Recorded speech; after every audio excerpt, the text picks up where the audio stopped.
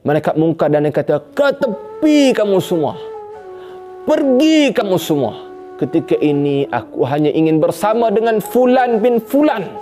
Aku nak duduk dengan dia. Yang lain ke tepi, jangan ganggu. Ketika ditempik amalan-amalan ini, kesemuanya mengundur ke belakang. Yang tinggal di sisi kita ketika itu cuma satu. Itulah dia Al-Quran. Bacaan Al-Quran itu dia akan kekal di samping. Lalu dia kata, kamu nak tanya soalan, kamu tanya aku.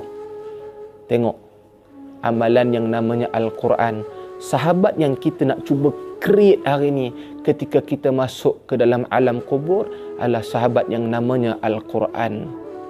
Rugi besar. Nabi kata, siapa yang mengamalkan membaca surah Tabarakalladzi biyadihil mulk, maka surah itu akan menjadi penemannya di alam kubur.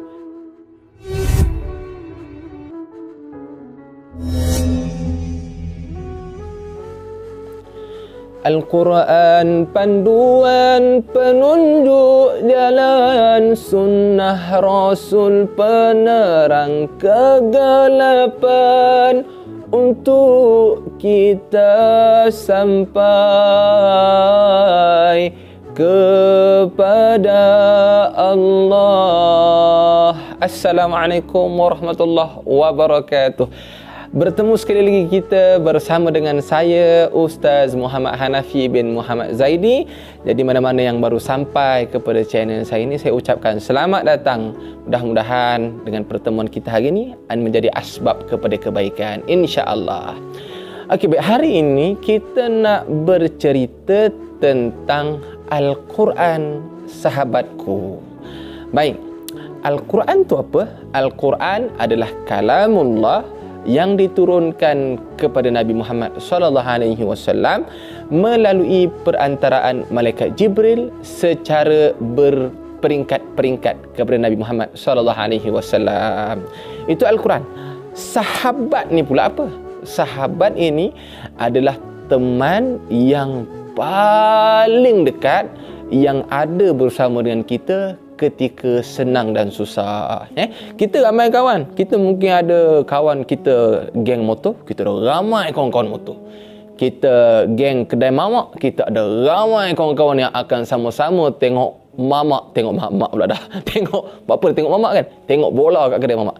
Kita ada kawan-kawan ramai yang cycling, berbicycle kan? Follow cucuk rapat 38 km sejam per, lebih kurang speed Honda EX5 dah kan. Tapi belum tentu yang ramai-ramai itu adalah sahabat. Sebab sahabat ni dia ada waktu susah dan senang. Kata Sayyidina Ali ketika ditanya, wahai Ali, berapa orang sahabat kamu? Ali kata, nanti waktu aku susah, jatuh bankrupt, muflis, waktu tu aku akan tengok berapa orang yang ada keliling, aku kira waktu tu. Itulah dia sahabat. Jadi kita cerita hari ni Al-Quran sebagai sahabat. Baik, mari kita cerita. Al-Quran ni, dia duduk dekat mana-mana pun dia memuliakan. Al-Quran duduk dekat dalam Ramadan.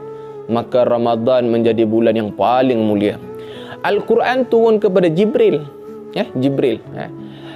Jibril menjadi malaikat penghulu kepada seluruh malaikat. Al-Quran dia turun kepada Rasulullah SAW. Lalu Rasulullah menjadi orang yang paling mulia, khairun nas, sebaik-baik kejadian manusia, bahkan seluruh alam. Dan begitu Al-Quran ni diduduk kat mana pun dia akan memuliakan tempat tu. Itulah dia sahabat yang mengangkat kita kepada satu tempat yang lebih baik. Baik, kita nak sebut hari ni Quran ni dia jadi sahabat kita. Baik, penting kata Imam Hasan Al-Basri, kamu kena perbanyak sahabat-sahabat yang soleh. Makna sahabat ni adalah orang baik yang damping dengan Quran. Rugi kalau kita ramai kawan tapi kita tak banyak kawan-kawan yang soleh. Rugi sangat. Sebab apa? Sebab kawan-kawan ni biasanya kalau kita meninggal dunia, sahabat-sahabat ni lah yang datang. Kalau kita ramai kawan-kawan kedai kopi, maka waktu kita mati esok, siapa yang ramai datang? Kawan kedai kopi. Kalau kita ramai kawan-kawan yang hafaz Quran, Kawan-kawan yang hafaz Quran ni lah yang ramai waktu kita mati. Kita nak yang begitulah, bukan kata kedai kopi. Ustaz kata kedai kopi tak baca Quran. Bukan macam tu. Yang mengopi sambil baca Quran, yang tu lagi bagus kan. Yang sambil kopi sambil Quran, sambil kopi sambil Quran, yang tu lagi terbaik kan. Okey, baik. Quran ni kita nak cerita betapa dia ni menjadi pemudah jalan kehidupan. Sahabat pemudah jalan kehidupan. Hari ni kita perasan tak? Dunia kita hari ni rasa macam sekejap sangat. Rasa macam dunia ni macam saya sedar-sedar dah terkahwin, macam tu. Hari ni sedar-sedar dah nak pencen.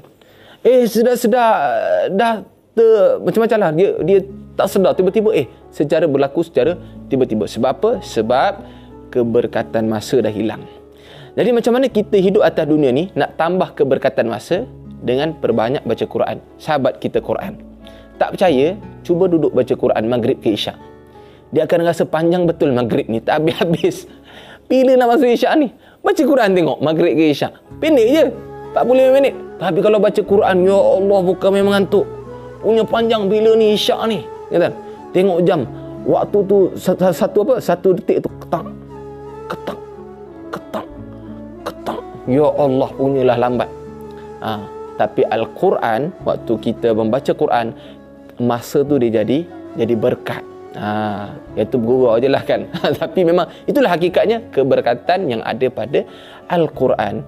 Kita tengok ulama-ulama dulu, orang dulu ni bukan atuk nenek moyang kita. Yang dulu ni kita cerita yang zaman 300 tahun selepas kewafatan Rasulullah, zaman para sahabat ni orang dulu.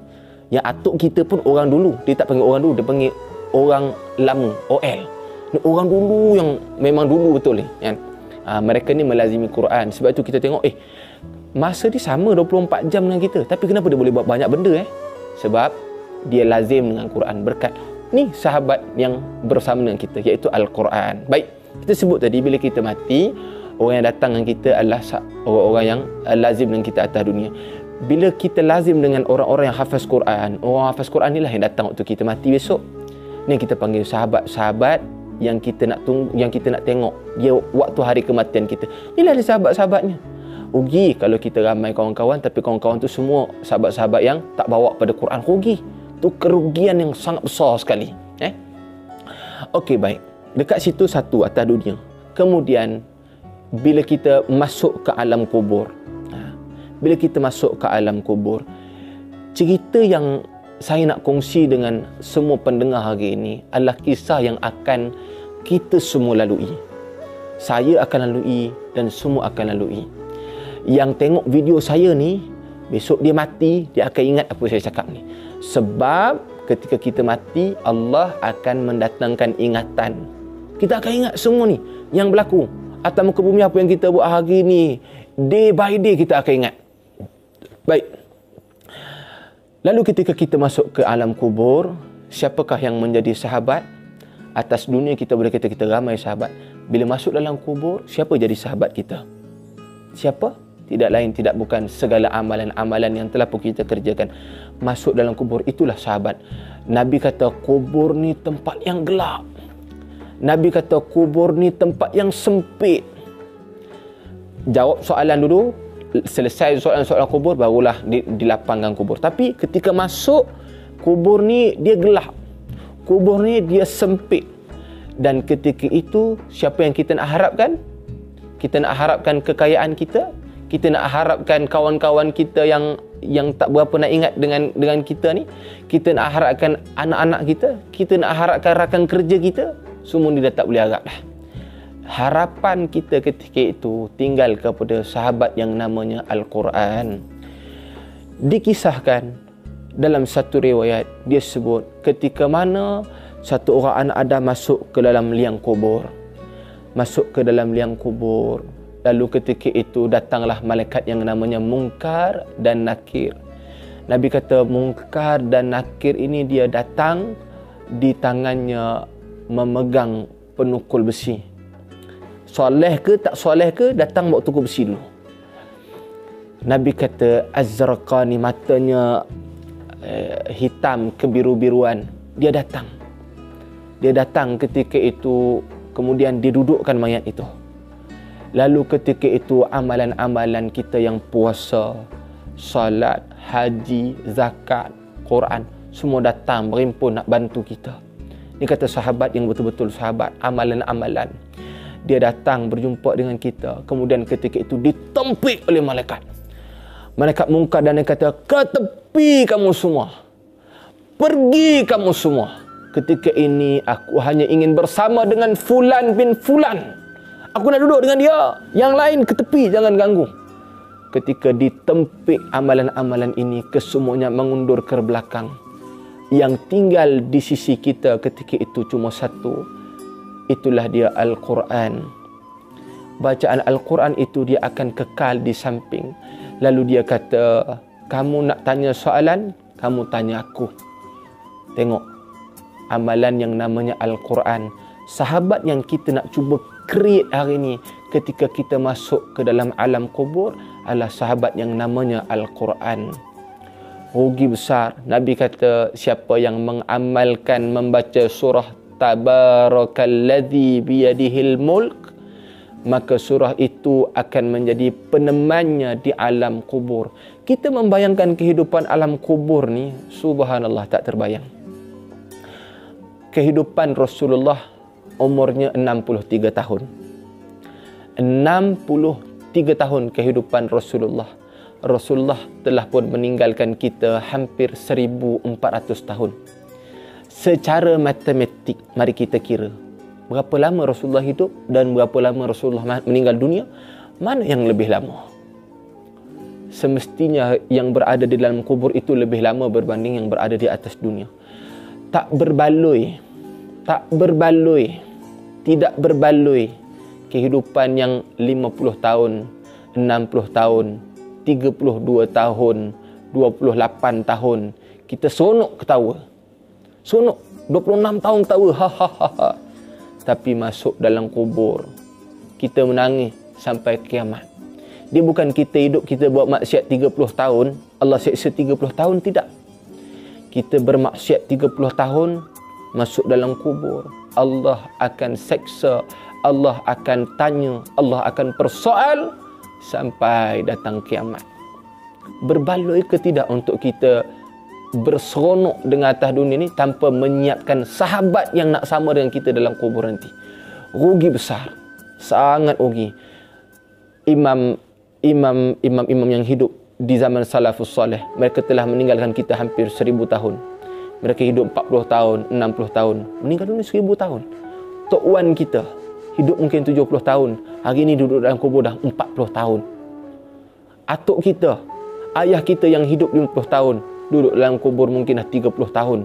Usia matinya dengan usia hidupnya semakin dekat. Akhirnya bila sampai kiamat, berapa umur yang kita akan duduk di alam barzah? Berbaloi ataupun tidak kita hidup tanpa menyiapkan sahabat yang nak sama-sama kita teman dalam kubur? Sangat tak berbaloi. Jadi mari sama-sama kita balik kepada Quran, sahabat dunia dengan Quran, sahabat akhirat dengan Quran, peneman sampai ke dalam syurga insya-Allah. Mudah-mudahan saya ingat perkongsian ini mendatangkan manfaat. Jika ada kebaikan, saya mohon untuk disebarluaskan kebaikan ini. Mudah-mudahan menjadi asbab kebaikan bersama kita di dalam syurga mudah-mudahan. Wallahu taala alam. Kita jumpa lagi pada masa-masa akan datang. Assalamualaikum warahmatullahi wabarakatuh.